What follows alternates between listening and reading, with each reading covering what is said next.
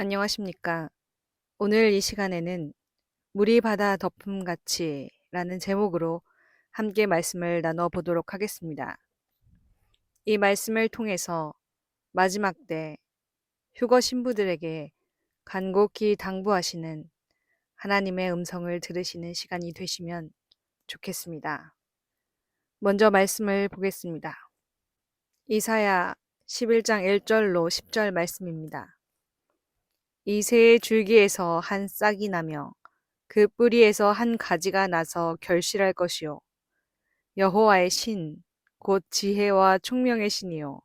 모략과 재능의 신이요.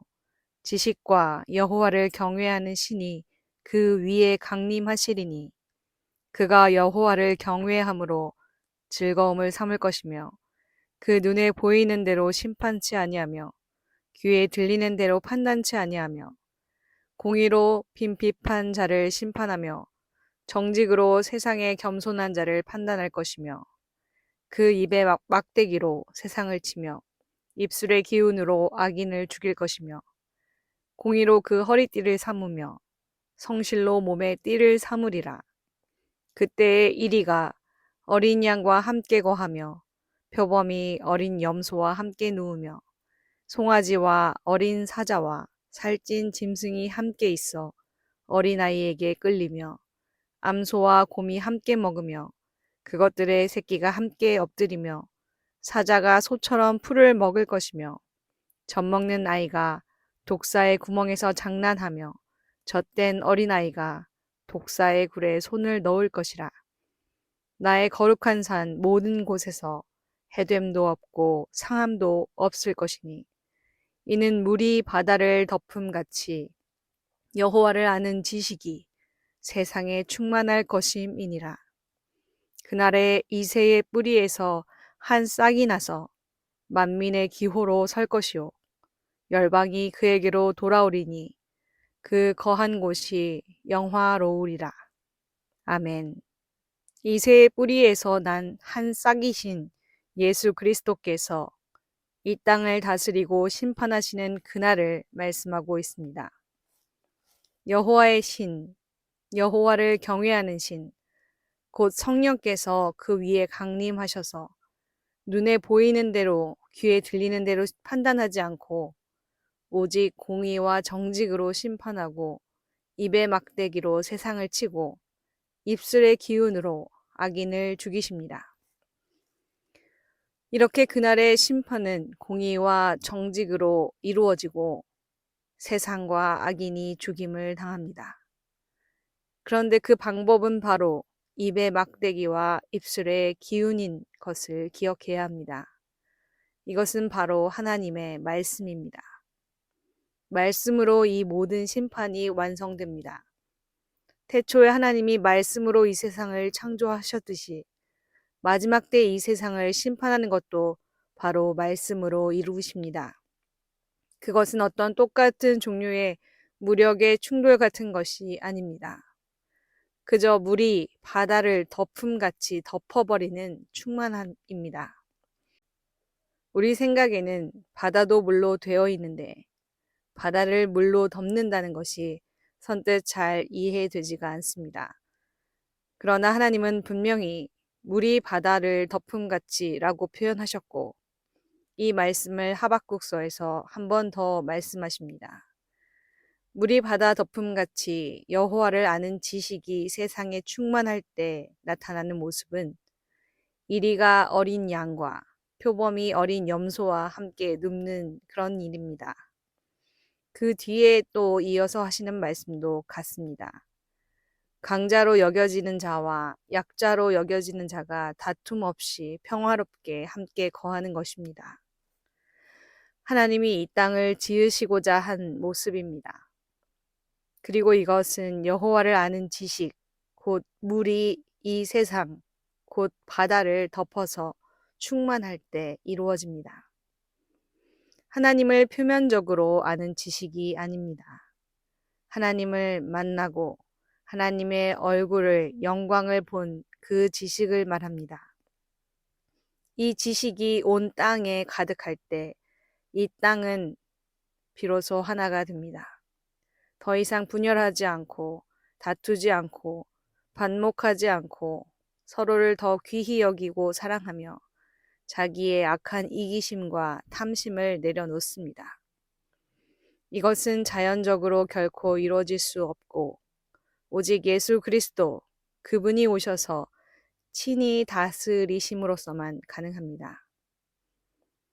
결코 끝이 보이지 않을 것만 같은 이 다툼이 가득한 이 세상은 예수 그리스도께서 통치자로 임하시기 전에는 결코 완전한 평화가 임할 수가 없습니다.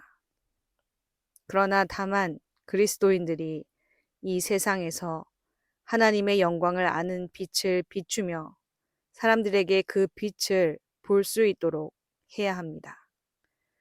왜냐하면 참 그리스도인들은 물이 바다 덮음같이 여호와를 아는 지식이 그 마음에 가득한 자들이기 때문입니다. 그 마음 가운데 예수 그리스도의 통치가 이루어진 자들이기 때문입니다. 이것은 그저 구호에 그치는 것이 아닙니다.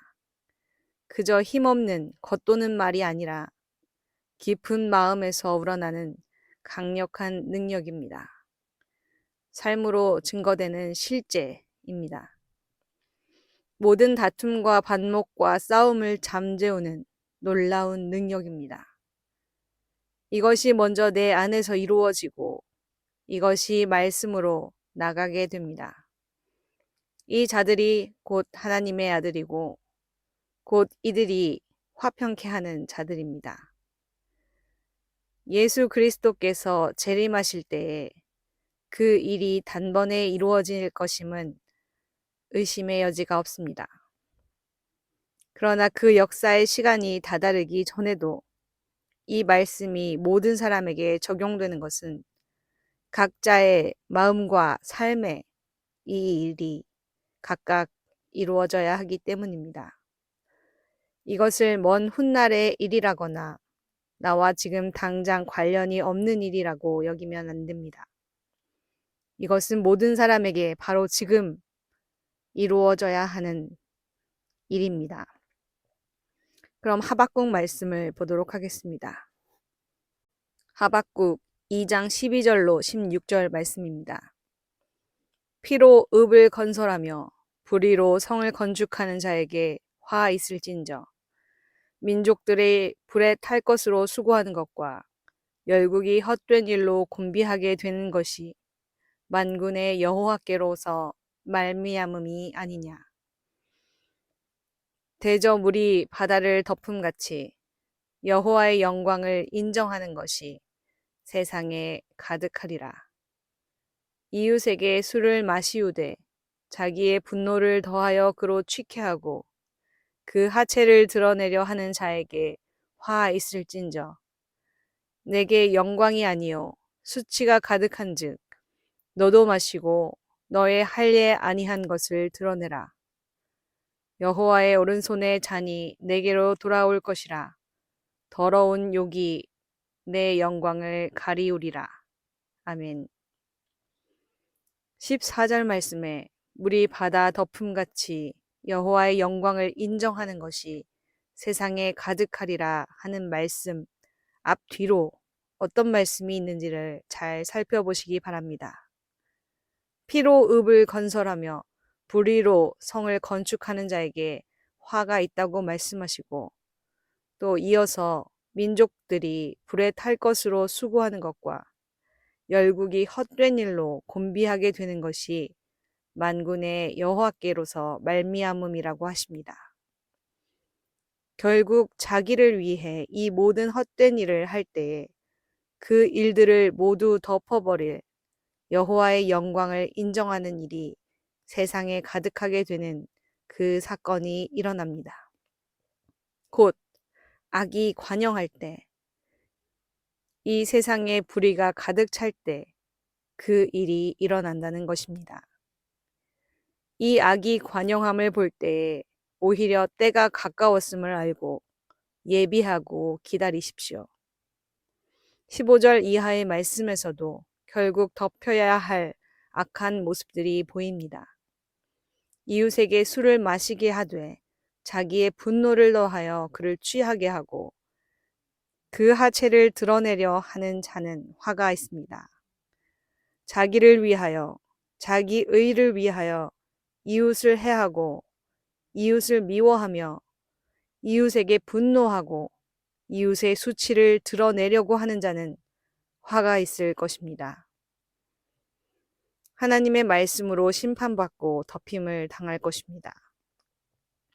인간의 생각이 가득한 그때, 저마다 자기의 생각만이 옳다고 하는 그때, 자기 소견에 옳은 대로 살아가며 자기 생각과는 다른 생각을 하는 사람들을 판단하며 비난하고 서로를 미워하는 그때, 바로 그때 주님께서 오십니다.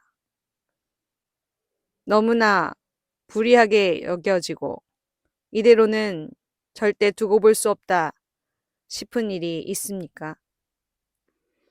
지금 우리나라의 수많은 사람들이 이렇게 느끼고 서로 분노하고 투쟁하고 있습니다. 편이 극명하게 나뉘어서 어느 편이든 똑같이 생각하고 반대편을 극도로 미워하며 서로를 죽이려 들고 있습니다. 이것이 마귀의 계획인 것을 모르고 있습니다. 어느 편이든 내가 하나님의 뜻을 위하여 그 편에 서 있노라고 주장합니다. 그러나 이것은 높아진 사람의 생각들일 뿐입니다. 선악과를 먹고 선악의 지식으로 남을 비판하고 판단하는 자리에 선 것에 불과합니다. 이 마귀의 유혹에 단단히 걸려든 것입니다. 빠져나오기 무척 어렵습니다. 왜냐하면 자신의 생각이 너무도 옳고 정의롭다고 생각되기 때문입니다. 하나님의 거룩하고 의로운 분노라고 말씀하시는 분들에게 묻겠습니다. 하나님이 의롭다고 하신 분노는 세상 정치에 관한 것이 아닙니다. 예수님의 분노처럼 만민이 기도하는 집인 성전에서 장사하고 매매하는 자들을 향한 것입니다. 오히려 세상 일에 마음을 뺏긴 자들, 그 마음을 뺏기게 하는 자들을 향한 것이었습니다. 예수님은 이스라엘을 식민 통치하는 로마에 분노하고 그 통치에서 벗어나기 위해 일하지 않으셨습니다. 오히려 그들의 부당한 통치를 감내하라고 가르치셨습니다. 오른뺨을 때리면 맨편도 돌려대고 속옷을 가지고자 하는 자에게 겉옷까지도 가지게 하며 억지로 오리를 가게 하거든 그 사람과 심리를 동행하라고 하셨습니다. 그것은 하나님의 통치하심과 섭리하심을 신뢰하고 그 안에서 한 사람 한 사람을 향한 하나님의 사랑과 긍휼의 마음을 품으라는 말씀입니다. 다윗이 자기를 죽이려고 했던 사울 왕을 끝까지 스스로 해하지 않았던 것처럼 말입니다. 사람에게 분노하고 그 사람을 미워하고 죽이고자 하는 마음을 갖는 것이 곧 살인입니다.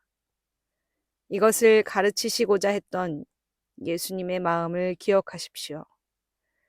사울 왕이 다윗을 죽이려고 하는 상황을 허락하신 것도, 바벨론이 유다를 침공하여 백성들을 포로로 끌려가도록 그대로 두신 것도, 가룟 유다가 예수님을 배신하여 예수님이 은 30에 팔려가도록 두신 것도 모두 하나님의 뜻 아래 있었음을 기억하십시오.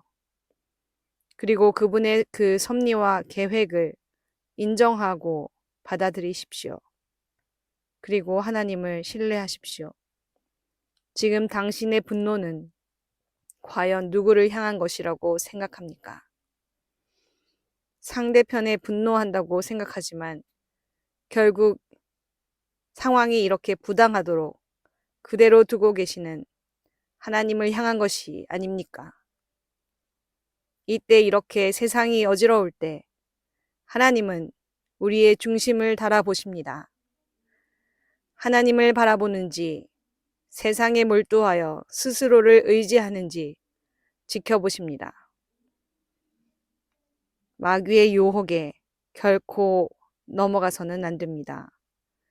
이 유혹을 이겨내는 자들이 생명나무 실과를 먹을 것입니다. 물이 바다 덮음같이 오직 하나님의 말씀이 세상의 모든 요란한 소리를 덮어버리는 그 사람이 바로 시험을 이기고 생명나무 실과를 먹을 자들입니다. 이 시험을 이기는 여러분 모두 되시기를 바랍니다. 다음 시간에 또 뵙도록 하겠습니다.